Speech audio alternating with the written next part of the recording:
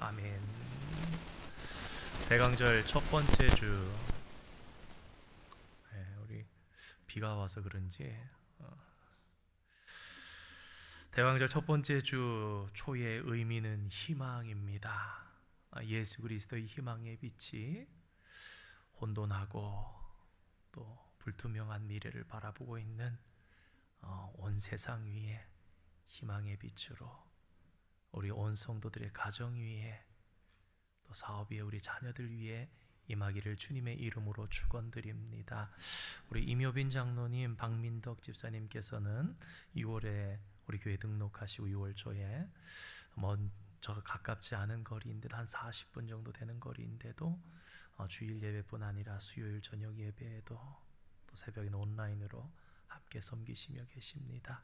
귀한 주님의 축복이 우리 장로님 집사님의 가정에 또 자녀들 위해 가득하기를 소망합니다. 세상에는 두 가지 종류의 사람이 있습니다. 기대감을 주는 사람이 있고 낙심하게 하는 사람이 있습니다. 긍정적인 사람은 기대감을 줍니다.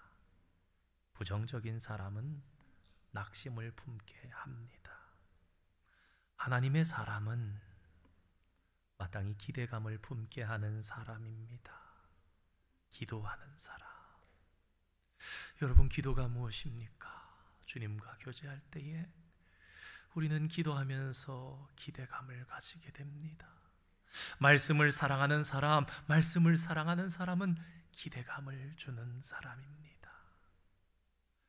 그런데 지금의 교회는 때로는 낙심을 줄 때가 있는 것 같기도 합니다. 심각한 문제입니다. 교회가 낙심을 안겨준다. 성도된 우리는 굉장히 심각하게 고민해야 됩니다. 그렇다면 왜 이런 현상이 일어나는 건가? 이러한 문제의 핵심은 바로 예수 그리스도를 최고의 가치로 여기지 않기 때문입니다. 교회가 예수 그리스도를 최고의 가치로 여긴다면 거기에는 소망이, 거기에는 기대감이 없을 수가 없는 것입니다. 예수님께서는 이 세상에 기대감을 주십니다. 그러나 세상은 한 방에 그 기대감을 깨뜨려 버립니다.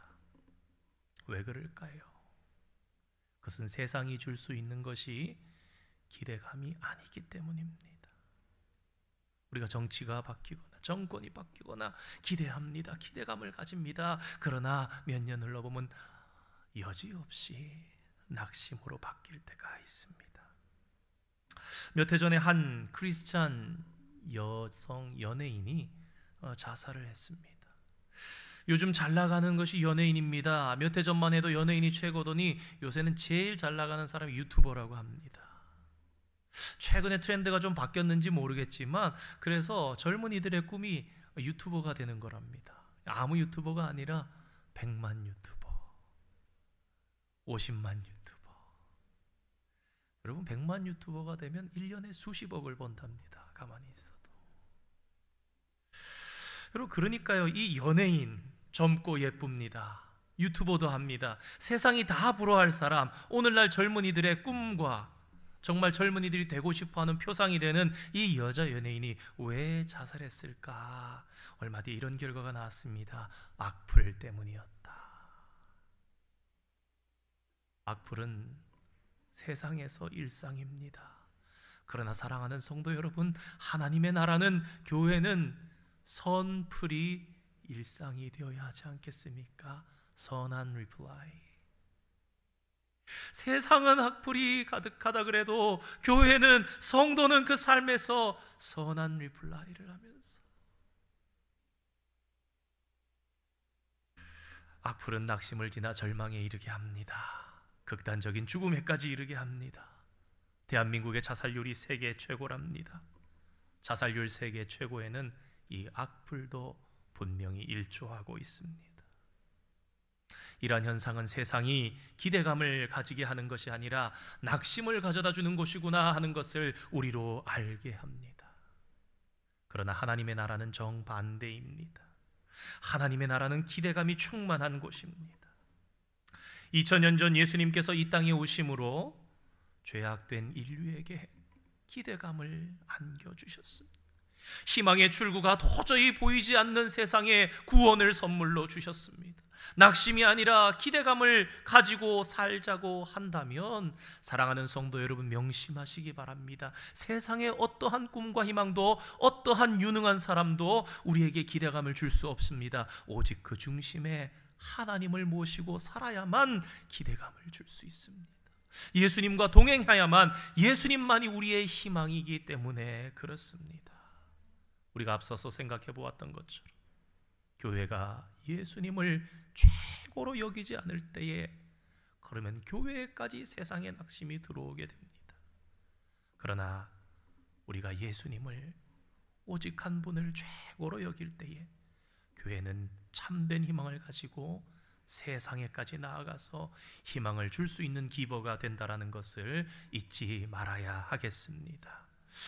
사람들은 세상에서 기대감을 가지고 살기를 원합니다. 그런데 기대감을 가지고 살려면 몇 가지가 있어야 한다고 합니다. 첫째로, 사람이 방문해야 합니다.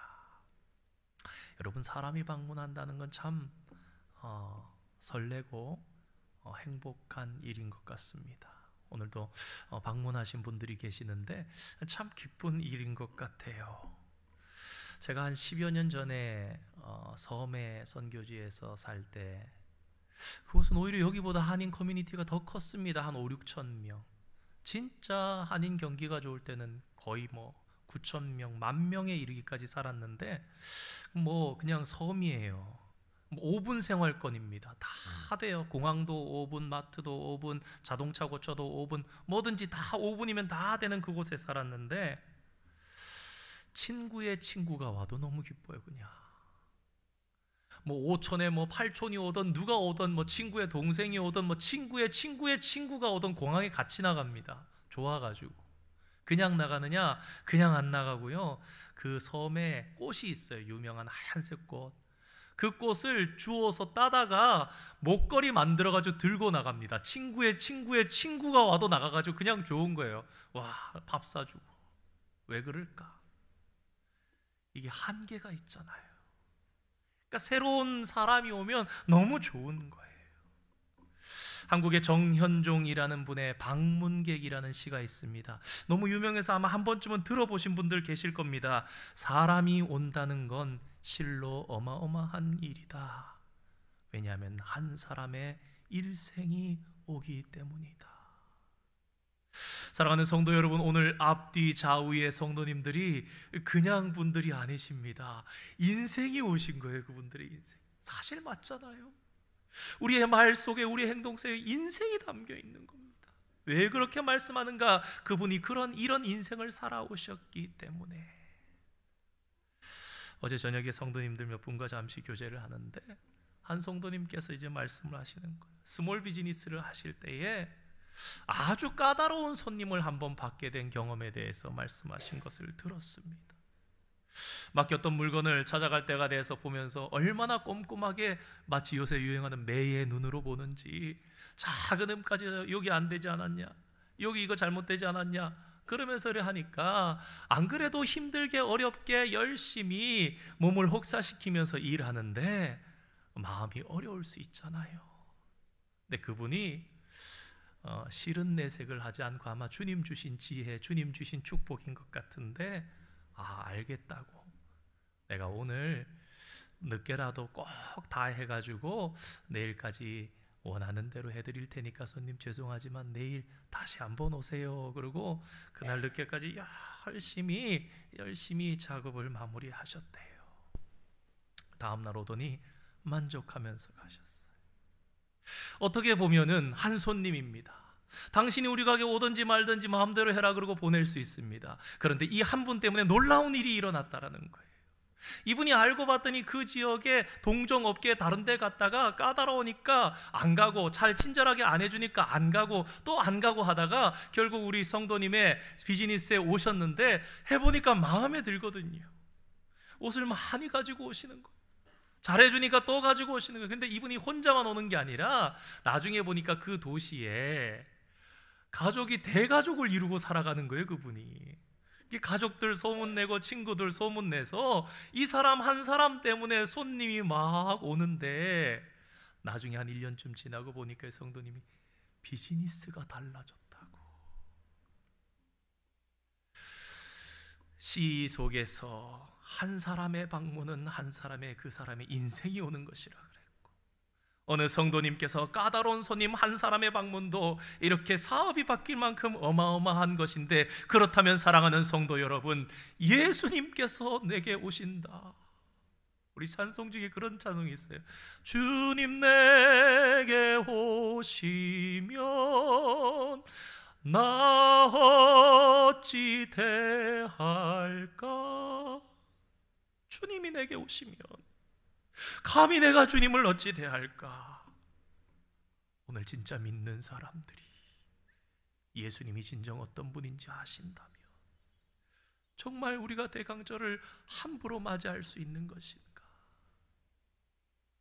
마치 온 우주가 내게로 오는, 아니 우주도 감당할 수 없는 그분이 내게로 오시는데, 그러한 일이라는 것이 이 대강절 주님이 한 걸음 더 성큼 우리에게 다가오시는, 얼마나 위대한 걸음을, 얼마나 위대한 축복을 우리에게 주시는 건지, 얼마나 위대한 선물 우리에게 주시는 건지 저와 여러분이 깨닫는 그러한 은총이 있기를 축원드립니다. 둘째로, 선물이 와야 기대감을 가집니다. 선물 싫어하는 사람 없습니다. 성탄은 이 세상의 최고의 선물이 배달된 날입니다. 하나님께서 우리에게 최고의 선물을 주신 날이 성탄입니다. 이스라엘은 오랜 세월 동안, 매우 오랜 세월 동안 메시아의 탄생을 고대하고 또 고대했습니다. 힘든 삶이 계속될수록, 어려울수록, 억울할수록 더욱더 고대했습니다. 우리 로마서 성경에 이런 말씀이 있죠. 피조물이 고대하는 것은 하나님의 아들들이 나타나는 것이라. 그런데 때로 현실이 그렇지 않을 때가 있습니다. 진실로 예수님은 세상의 최고의 선물이셨지만 예수님을 환영하지 않는 사람들이 있었습니다. 우리 요한복음 1장 9절에서 11절 말씀 우리 준비되어 있나요? 예, 함께 읽어보겠습니다. 시작. 참 빛 곧 세상에 와서 빛이 있었나니 그가 세상에 계셨으며 세상은 그로 말미암아 지은 바 되었으되 세상이 그를 알지 못하였고 자기 땅에 오매 자기 백성이 영접하지 아니하였으나 그러나 영접하는 자 그에게는 하나님의 자녀가 되는 권세를 선물을 주신다. 예수님께서 탄생하실 당시에 정치가들은 예수님의 오심을 극렬하게 반대했습니다. 가장 반대한 사람 중에 한 사람이 바로 오늘 본문에 나오는 헤롯 왕입니다. 본문 3절 말씀을 보면 헤롯은 예수님의 탄생 소식을 듣고 매우 불안해했습니다. 온 예루살렘도 술렁였습니다. 마태복음 2장 16절 이후를 보면 헤롯은 2살 미만의 아기는 모조리 죽이라 명령합니다. 헤롯 왕이 예수님을 죽이려 한 이유는 예수님이 자신의 권력을 위협할 그런 인물로 보았기 때문입니다. 여러분이 헤롯가가 이 에돔의 후손으로 철권 통치를 하는데 어떻게 하냐면 철저하게 피해 통치였습니다. 사위 죽이고 장인 죽이고 가족들이 친척이 없습니다. 조금 똑똑하고 좀 정치 잘하는 것 같으면 죽여버립니다. 왜요? 저게 5년 10년 지나면 내 적이 될지도 몰라. 그러면 내가 왕이 못 되잖아. 죽이는 겁니다. 그러니 헤롯 왕이 예수님을 죽이려 한 것은 이 아기가 태어나서 지금 아기인데도 자신을 위협할 인물로 보았기 때문입니다. 하지만 진실로 사람들에게 예수님은 최고의 선물이었습니다. 우리 잘 아는 동방박사 그냥 황금과 유약과 모략을 가져왔다 생각하지만 사실 당대의 페르시아에서 별을 관찰하는 지성인 과학자로서 최고 존대받는 직업 중에 한 가지였습니다. 점성술가들. 그들이 직업을 내팽개치고 온 거예요, 여러분. 별을 연구하다가 메시아의 별이구나라는 걸 발견했을 때에, 여러분 당시에 그렇게 이동해서 오면 페르시아에서 예루살렘까지 약 4개월에서 5개월이 걸립니다. 오는 데만. 포로기 때 돌아왔을 때 그렇게 걸렸으니까요. 일이 기대가 남아 있습니까? 그냥 떠나는 겁니다. 얘들아, 우리 동료들 과학자들이 얘기하는 거예요. 오늘날로 같으면 카이스트 박사들이 얘기하는 거예요. 야, 이거 징조가 보니까 메시아가 나셨어. 우리 가자. 연구실을 뒤로 하고 나가는 거예요. 월급이 어떻게 되든지 나가는 거예요. 그냥 가는 것도 아니고 극진한 최고의 선물을 가지고 약 9개월, 10개월 뒤에 돌아올 것을 기약하면서 별을 따라 경배드리러 예루살렘에까지 갔습니다. 예수님의 탄생은 우주의 선물입니다. 죄악으로 가득 찬 세상의 최고의 선물이며 뿐만 아니라 유일한 해결책입니다. 이런 날을 기념하는 날이 바로 이제 우리가 곧 맞이할 성탄절입니다. 전 세계의 교회는 성탄절을 기념일로 보내면서 기념 행사들을 합니다. 왜냐하면 잊어서는 안 될 날, 결코 잊어서는 안 될 날, 최고의 선물을 받았는데 그뿐만 아니라 또한 의미가 변질되어서는 안 될 날. 참 순수하게 우리 6.25 이후의 신앙으로 한국의 교회들이 서나갔는데 어느 날 보니까 성탄절 안에 이상하게 교회 안에도 찬송이 아닌 캐롤이 들어와 있었어요. 지금은 그래도 많이 구별이 돼서 우리가 교회 안에서 성탄절에 캐롤을 하지 않습니다. 이게 콩글리시일 수도 있겠는데 세상의 것, 예수님과 전혀 관계없는 성탄절 시즌 노래가 있어요. 시즌 노래가. 우리가 배제합니다. 철저하게 캐롤인가 찬송인가 철저하게 구분해서 성탄의 찬송만 하나님께 올려드리면서 성탄의 의미가 변질되지 않도록 하고, 또 하나 가정에서도 정말 열심히 싸우시는 것 중에 하나 있지요. 원래는 좋은 분인데 산타를 뒤로 멀리하고 예수님을 찾아내기 위해서 얼마나 고군분투합니까? 왜요? 최고의 선물은 사실 예수님이시니까. 우리 아마 제대로 신앙 안에 교육받으신 분들 아마 그러실 거예요. 성탄절에는 선물 주는 거 아니라고. 왜 그렇습니까? 주님이 제일 큰 선물이신데 그날엔 다른 선물로 기뻐할까봐 그게 못 견뎌서 선물도 주고받지 않는 거. 왜? 주님만 기뻐하려고. 혹 나의 주님의 오심을, 성탄을 기뻐하는 마음이 갈라질까봐. 그렇습니다. 우리는 하나님께로부터 최고의 선물을 받았습니다. 그렇다면 이제 어떻게 해야 됩니까? 우리가 다시 하나님께 최고의 선물을 드려야 합니다. 그러면 성도가 하나님께 드릴 수 있는 최고의 선물은 무엇인가 고민해 보아야 합니다. 오늘 오신 분들은 참 잘 오셨습니다. 왜냐하면 그 고민을 제가 대신하고 여러분들에게 알려드리기 때문입니다. 세상 사람들에게 하나님을 믿을 수 있는 좋은 환경을 만들어주는 것이 하나님께 가장 최고의 선물을 드리는 겁니다. 그러니까 무엇인가 믿음에 잘 믿을 수 있는 환경이 만들어지려면 사람들이 교회가 하는 일에 감탄하도록 만들어야 하는 거예요. 한 1, 2년쯤 전인가요? 지역사회에서 요청이 왔었습니다. 우리 요새 K-팝, K-문화 있으니까 한국 음식을 좀 맛보고 싶은데 너희 교회가 좀 음식 몇 가지를 좀 만들어주면 안 되겠냐? 그러면 또 그게 또 누가 음식을 준비하고 뭐 어떻게 얼마나 준비해서 줘야 하냐? 그럴 수 있지만 참 담당 맡으신 위원장님이 지혜롭게 목사님 할 수 있습니다. 감사했어요. 그리고 얼마나 그것이 또 그들 가운데에, 이 지역에서 모임 가운데에, 야, 한국 교회가 참 이렇게 친절하게 따스하게 잘해줬구나 그러면서 소문이 났겠습니까? 작은 예이지만 사랑하는 성도 여러분, 교회가 하는 일이, 성도가 하는 일이 사람들에게 야, 그 교회 참 잘했어, 그 성도 참 잘하셔, 인정해 주는 거, 최고의 선물을 다시 하나님께 올려드리는 것입니다.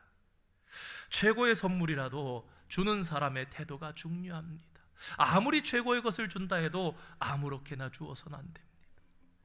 여러분, 백화점에 이제는 미국에 살아서 백화점이라는 개념이 그런데 명품관에 가면 보석이나 몇만 불, 몇십만 불 하는 시계를 다 꺼내면요, 장갑을 끼고 꺼내줍니다. 몇만 불짜리 시계 꺼내주면서 이렇게 탁 주면은요, 그 시계 별가치 없어 보입니다. 그런데 만지는 직원이 장갑 탁 끼고 아주 좋은 천을 가지고, 가죽 천을 가지고 탁 그래서 조심스럽게 주면 진귀하게 여겨지는 거예요. 몇 해 전에 사투리 개그가 유행했던 적이 있습니다. 뭐 선물 갖다 주면서 오다 주었다, 버리든가 뭐 이러면서 얘기를 한다면, 여러분, 그게 선물의 의미가 퇴색되는 것입니다. 또 한 가지 우리가 선물을 주면서 기대감을 가지게 할 때 하나는, 선물을 받는 사람이 부담을 갖지 않도록 해야 된다. 부담을 갖지 않으려면 어떻게 해야 됩니까? 정말 조건이 없어야 돼요. 저 사람 왜 나한테 주나, 그런 마음이 생기도록 한다면, 아니 왜 뜬금없이 주는 거야, 무슨 저기 또 스토리가 있는 게 아니야. 여러분, 세상에서도 조건 붙여서 건네는 선물은 선물이 아니라 무엇이라 그럽니까? 뇌물이라고 하지요. 사랑하는 성도 여러분, 하나님께로부터 우리가 받은 선물은 뇌물이 아닙니다. 아무 대가 없이 받은 선물. 그렇다면 우리도 세상 사람들에게 똑같은 자세로, 똑같은 마음으로 선물을 주어야 합니다. 기프톨리지라는 말을 한 사업가가 만들어냈습니다. 존 룰린이라는 이 전설의 세일즈맨이라 별명이 붙은 사업가가 만든 용어인데요, 이 사람이 사업을 하다가 실패했던 순간들을 바탕으로 이제 솔루션, 뭔가 기업이 새롭게, 비즈니스가 새롭게 확대되고 증진되고 잘 번창할 수 있는, 그래서 이분이 책이 아마 제가 기억하기로 한국말로 번역된 게 선물의 재탄생이다, 아마 그런 것 같은데요. 그러니까 기프팅 컨설트 회사를 만든 거예요. 그래서 룰린 그룹이라는 회사를 만들었는데 세계적인 기업으로 성장시켰습니다. 우리가 잘 아는 포브스라든가 모건 스탠리 같은 유수의 기업들이 이 이제 룰린 그룹의 도움을 받아서 사업의 위기가 있을 때 극복하고 브랜드의 이미지를 바꾸고 드라마틱하게 고객의 수를 누렸다고 합니다. 그 핵심이 뭐냐? 선물이라는 거예요. 문의를 하면 자문해 줍니다. 그런 사람에게는 이런 선물을 하십시오. 근데 방법까지 이렇게 한번 주는, 전달하는 방법까지, 그러니까 기프톨리지란 예기치 못한 순간에 선물을 받는 경험을 상대방에게 주는 거예요. 그런데 이 선물이 우리가 기대하지 않고 그냥 준다 해도 멋진 기회가 되어서 돌아온다는 거, 반드시 돌아온다라는 것을 이 사람이 체험한 겁니다. 그래서 이 기업으로 하여금 멋진 기회가 다시 그 사람으로부터 돌아오게, 이런 말이 들어있습니다. 이 책에 삶은 마치 누가 더 관대한 사람인가를 두고 다투는 경기장 같다. 참 이상해요. 주면 내가 망할 것 같고 받으면 내가 흥할 것 같은데, 이상하게 경제인들도 삶을 살펴봤더니 이 삶이라는 게 이상하게 성공이라는 것이 마치 누군가가 더 관대한가, 더 잘 주는가를 두고 다투는 경기장 같다. 이상하게 줬는데 오히려 성공한다. 왜 그럴까요? 주님의 황금률이 세상 가운데 있기 때문에, 주님의 영적인 질서가 세상 가운데 흐르고 있기 때문에. 사랑하는 성도 여러분, 예수님은 인류에게 기프톨리지 그 이상입니다. 성도는 세상 사람들이 예수님을 마치 기프톨리지처럼 받아들일 수 있게 하는 사람이 되어야 되겠다, 그런 생각을 해봤습니다. 사람들에게 예수님이 기프톨리지가 된다면 그들의 마음을 우리가 또한 얻게 될 것입니다. 펜실베니아 대학교의 와튼 스쿨 교수인 애덤 그랜트, 이분은 세 가지 상호성의 법칙을 제시하는데요, giver, matcher, taker, 이 세 가지라고 합니다. giver, 주는 사람, matcher, taker, 받는 사람. matcher 뭡니까? 주고 받는 것을 계속 맞춰가는 거죠. 그런데 대부분의 세상 사람들이 matcher로 살아간다. 받은 만큼 주는 정도, 내 이만큼 받았으니까 이만큼 주면 되겠지라고 그렇게 살아가고, 아주 소수의 사람만이 기버로, 주는 자로 살아간다고 합니다. 기버로 살 수 있다는 것은 다른 사람의 이익을 우선시하는 사람이 할 수 있는 것이죠. 그런데 이 애덤 그랜트라는 교수가 연구를 하고 리서치를 해보고 통계를 봤더니 기버로 살아가는 사람이 성공한다라는 거예요. 주는 자가 받는 자보다 복되다. 기버로 살면 기적이 일어나고 생각지도 못하던 기회가 일어난다라는 겁니다. 아까 존 룰린의 이 룰린 그룹, 그것과 연관되는 부분이 있지 않습니까?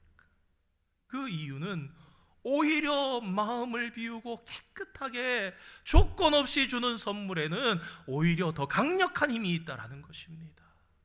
저 사람 참 좋은 사람이구나. 선물에 여운이 남는다. 그 속에는 하나님께서 세상을 그런 방향으로 운행하고 계시기 때문에. 우리 잠언 18장 16절 말씀 혹시 준비되어 있습니까? 함께 읽어보기 원합니다. 시작. 사람의 선물은 그의 길을 넓게 하며 또 존귀한 자 앞으로 그를 인도하느니라. 아멘. 성경에 다 있는 겁니다. 사랑하는 성도 여러분, 선물의 힘은 강력합니다. 선물을 주는 사람이 가는 길은 더 넓어집니다. 더 나가서 존귀한 자가 됩니다. 선물은 기적을 만들어냅니다. 선물이 기적을 만들어내는 이유는 선물이 기적의 씨를 뿌리는 것이기 때문입니다. 존 룰린이 이런 말을 남겼습니다. 선물은 씨를 뿌리는 것과 같다. 아무것도 하지 않으면 아무것도 열리지 않지만 씨를 뿌리면 언젠가 열매를 맺는다. 그렇게 사랑하는 성도 여러분, 성도는 세상에서 기버로, 아니 세상의 학자들과 경제를 아는 사람들이 얘기하는 것이 아니라 정말 대가 없이 하나님의 기버로 살아가기를 원합니다. 우리는 하나님께로부터 최고의 선물을 받았습니다. 최고의 선물은 돈이나 명예나 그런 것이 아닙니다. 무엇입니까? 생명입니다. 우리는 하나님께로부터 최고의 선물을 받았고 최고의 선물을 통해서 생명을 가지게 되었습니다. 최고의 선물을 받았다면 이제 다른 사람들에게 이 최고의 선물을 주어야 합니다. 그리고 이 최고의 선물이 주어지는 순간 기적이 일어나기 시작합니다. 왜 그렇습니까? 예수님 그분이 그 존재 자체가 기적 그 자체이기 때문입니다. 우리가 몇 년간 마태복음을 살펴봤습니다. 예수님이 가시는 곳이 기적입니다. 예수님께서 산에 올라가시면 기적의 연설의 자리가 됩니다. 예수님께서 산에서 내려오시니 기적이 따라서 내려옵니다. 예수님께서 길을 가시니 길에서 기적이 일어납니다. 기적이 일상이 된 것입니다. 예수님께서 항상 우리와 함께 하시면 어떻게 됩니까? 우리의 생각과 가치관이 바뀝니다. 그러면 어떻게 됩니까? 우리의 삶이 변화되게 됩니다. 기적이 일상이 되었습니까? 진실로 기적이 일상이 이미 된 것을 우리는 체험했습니다. 혹 잊으셨습니다. 우리는 죄인에서 의인이 되는 기적을 체험했습니다. 사람의 일이었는데 전에는 이제 하나님의 일로 바뀌는 것이 일상이 되었습니다. 절망의 사람이었는데 이제는 희망의 사람으로 바뀌는 기적이 우리의 일상이 되었습니다. 우리의 삶의 순간순간 때로운 어려운 것처럼, 우리가 간증을 통해서 들은 것처럼 뭔가 도전처럼 뭔가 어려움으로 다가오지만 우리가 정말 진실한 믿음의 눈을 뜨고 하늘을 바라보면 그 순간순간마다 기회, 우리의 사업이 열려지고 우리의 축복이 퍼져나가고 예수님이 기프 돌리지처럼 그렇게 전달되는 놀라운 순간, 절망의 사람이 그래서 우리를 통해서 희망의 사람으로 바뀌는 그러한 일들이 하루에도 수십 수백 번씩 우리에게 얼마든지 일어날 수 있습니다. 존 마르케스는 이렇게 말합니다. 주는 것보다 받는 것이 쉽다. 그러나 받는 것보다 주는 것이 더 고귀한 일이다. 받은 기쁨은 하루 동안 유지된다. 그러나 주는 기쁨은 평생 지속된다. 대가 없이 받았으니 대가 없이 주는 기버가 됩시다. 세상에 선물을 주면 그 기쁨이 우리의 평생에 지속됩니다. 그리고 마침내는 우리 자신에게 너무나 아름다운 향기가 뿌려지는, 왜 그런가?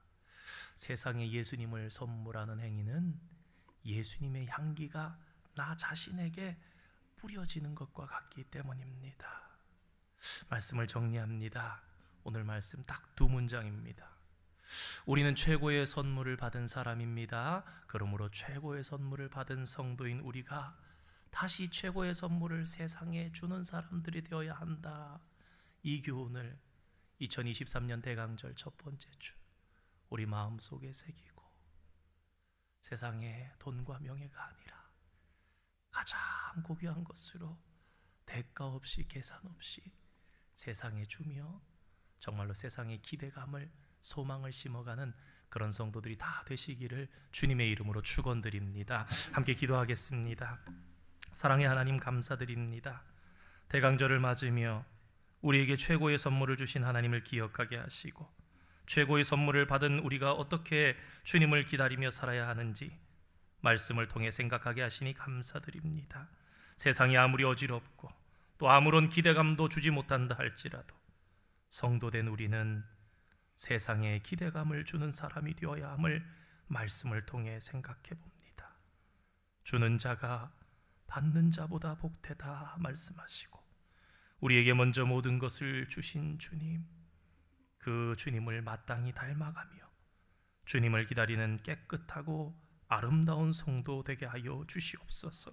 줄 때의 기적이 일어남을 체험하게 하여 주시고 세상을 밝히며 예수님의 다시 오심을 준비하는 성도들 되게 하여 주시옵소서. 예수님의 이름으로 기도드립니다. 아멘. 우리 함께 봉헌송 찬양하시겠습니다.